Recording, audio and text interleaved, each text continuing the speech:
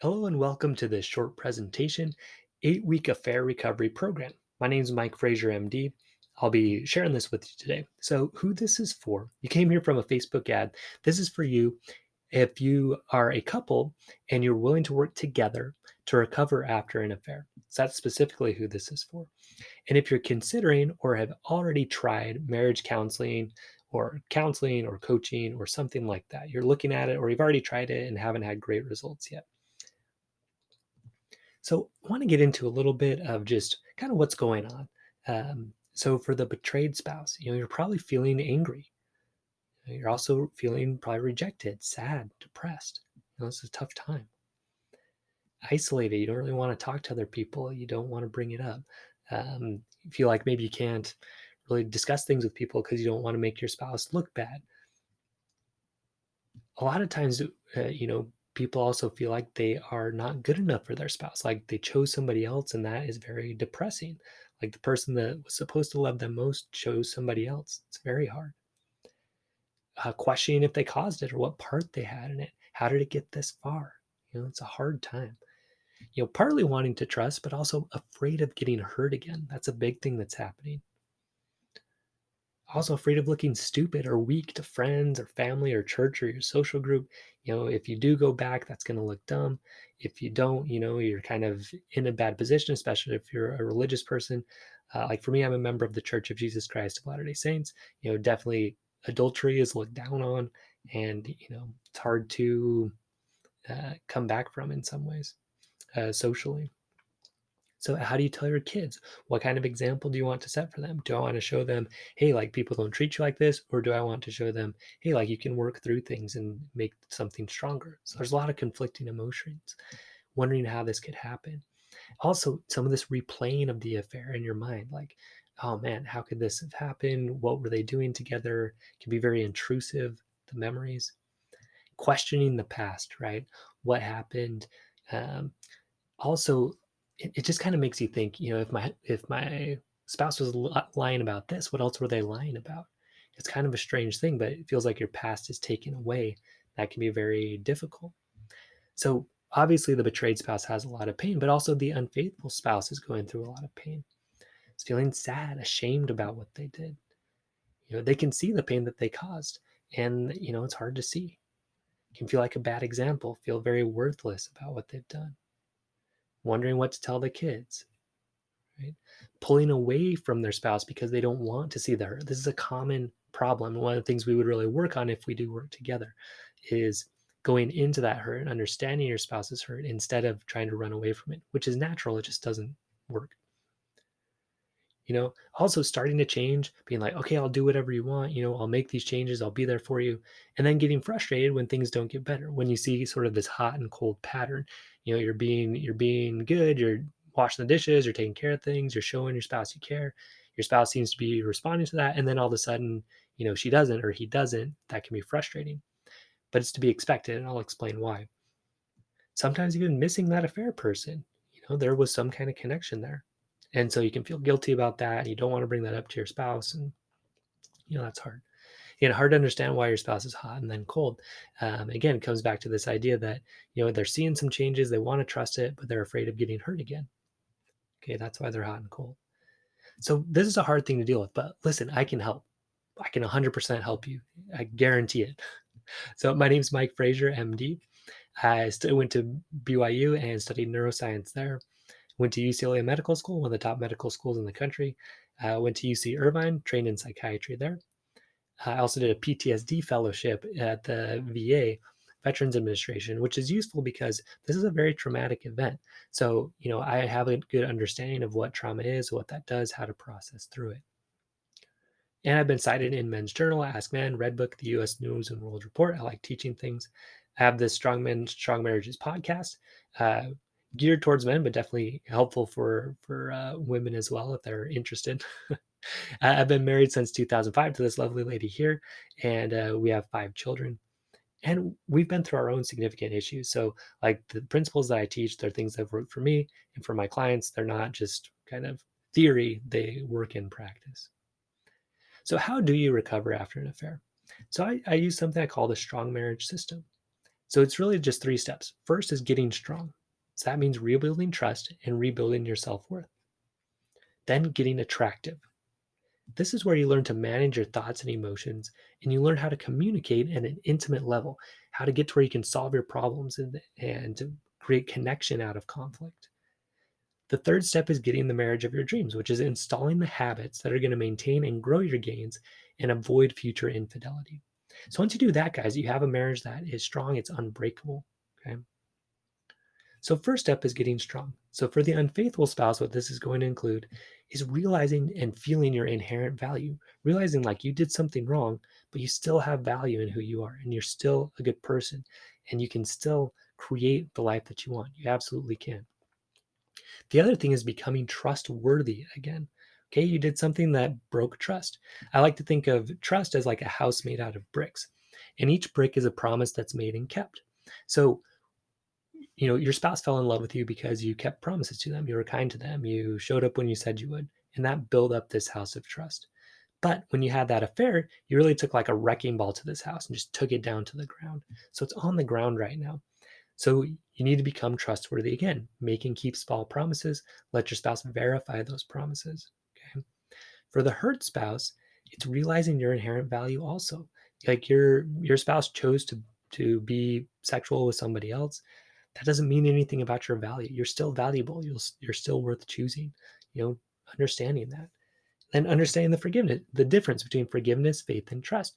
Forgiveness being, just choosing not to punish your spouse anymore. Faith being, I can believe that things get better. You can choose both of those. But trust, you actually can't just choose to give it. Okay. Your spouse has to earn it. They have to put these bricks in place. Okay. So again, you can decide whether to have faith.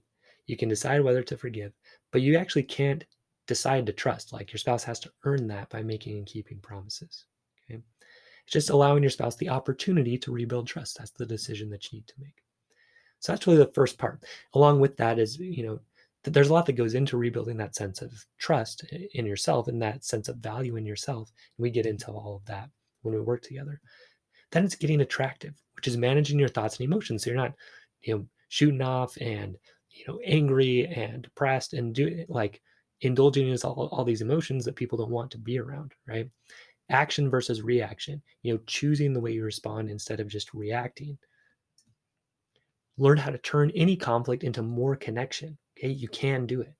Become experts at communication so you know exactly how to talk with each other. Get to agreements you both feel good about, right? Learn how to set appropriate boundaries, when to say yes, when to say no. And find things that work for both of you in terms of kids, in-laws, religion, money, household management, all of that. I'm going to teach you guys how to do all of that. You can do it. And find intimacy again, which is knowing and being known to each other. And that includes sexual intimacy, approaching it as a way to connect deeply with each other. And it is possible, after healing. This a lot of times comes later, which is normal and fine, but you can get back to it. Make it something that's special again. So, third step, getting the marriage of your dreams. Once you've learned the skills, okay, you need to install the right habits so that you maintain your gains, you grow your connection and your intimacy, and you avoid future affairs, right? You need to install certain habits to make that happen, and we learn what all those are. So I wanted, instead of just like, I've worked with lots of couples and helped them through this, but I want to actually show you like the before and after of the couple that I worked with after working with them for 8 weeks.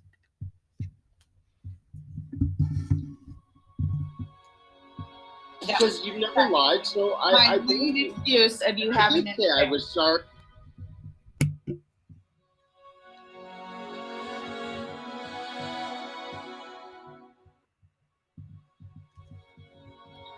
It's literally hard to hang on to nothing. So it's like, give me something that I could hang on to, Yeah. It was okay for him to make me feel that way and to apologize over and over again to him, for him to get mad at me over something that he really did wrong.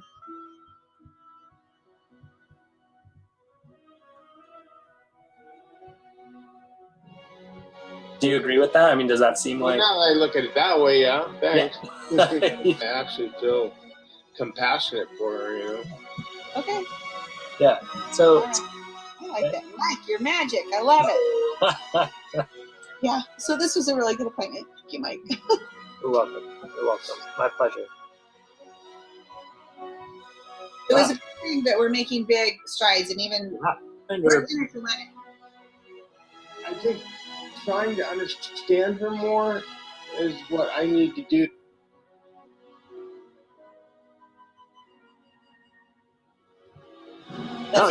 that's great news, and I'm Yeah.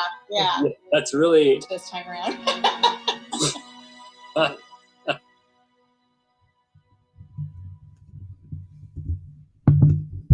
So I love watching that, and so they were very open and willing to share. Obviously, whatever we do is 100% confidential. I changed their names for that, and I won't be like sharing ours with other people unless you agree to it. But they were so kind to do that, and it's fun for me to look back on, and hopefully you can see, really see that this does work. So just to cover, you probably already know this, or you wouldn't be looking towards reconciling. But there's a lot of cost to divorce. There's the emotional cost, the custody battles, time in court, the effects on the kids. Everything that goes into that. Attorney fees can run you $30,000 or more. Splitting half of all your assets, houses, cars, business investment accounts. Your income gets basically chopped in half. Can cost you hundreds of thousands to millions of dollars in financial cost. So what's the transformation? What are we going from and to here? So we're going from feeling angry, sad, depressed, hopeless to feeling strong, confident, sure, joyful, like knowing you have these skills, knowing that you know how to connect with people, knowing that you can work through conflicts, knowing how to be intimate. Guys, it's amazing. Okay. Going from struggling with communication to being the master of communication, not knowing how you got here in your marriage, to knowing exactly how to create an incredible connection and maintain and grow it over time. Okay, being ashamed of the example to your kids, to being proud of how you worked through things. So, what's the value of that knowledge and skill to know how to feel confident in your life, to feel your strength, to feel your worth and potential, to know how to produce amazing relationships? Okay, what's the value of that? To me, there's nothing more valuable, and I can absolutely help you get there. I have no doubt about it. Okay. So here's how I work with couples. We do 8 weeks of one-on-one sessions. We also have online materials and assignments that are customized to your situation. We go through this system. We get strong, we get attractive, and we get the marriage of your dreams. Listen, if you guys are both willing to work on this, I know that you can get strong, get attractive, get the marriage of your dreams. You can have this connection, you can feel great, you can know how to make a marriage work and enjoy it and love it. Okay, 100%. So what happens after the 8 weeks? You're still going to have lifetime access to online materials that I have. You're going to get lifetime access to ask me questions anytime. Because yeah, we're going to go through the system. You're going to learn all of it, but every now and then you might have something come up, and I'm there for you. Okay. You can also join a weekly group called Forever After, and you can continue to do one-on-one after the first 8 weeks if that's what you would like to do. But it's not my goal for you to continue after 8 weeks, right? I want you to learn this stuff and then just be on maintenance mode from there. So if you follow this process, you can definitely learn this material and you can transform your marriage in 8 weeks. I've seen it enough times now. I know you can do it if you work the system. Okay. I want you to succeed in this. And I'm on your team from here on out, right? That's why I offer this lifetime access. If I didn't think it was going to work, I wouldn't offer it because I don't want you bugging me forever. I want you to learn this stuff and move on with your life, right? And have a great, outstanding marriage and a great relationship with your kids and all of that. So I'd like to invite you to a call to see if we'd be a good fit to work together. We'll discuss where you are in your marriage, where you want to be, and whether we're a good fit to work together. I only work with 10 couples at a time because I want to really provide maximum service. Like I said, I'm in between those one-on-one sessions. I'm available to you through email with questions anytime. So I want to make sure I'm available to the people that are invested in working on this. So the current available spots I have are on the calendar here. If you go to go.oncehub.com/Mike Frazier MD, that will pull it up. There's also buttons you can click right here on the page to sign up. So it's done through Zoom. That's the other thing that's nice. I work through Zoom, so it's 100% confidential. You can take the calls wherever you want. You don't need to travel anywhere. Even if you guys are separated, you can be on the call separately from different locations.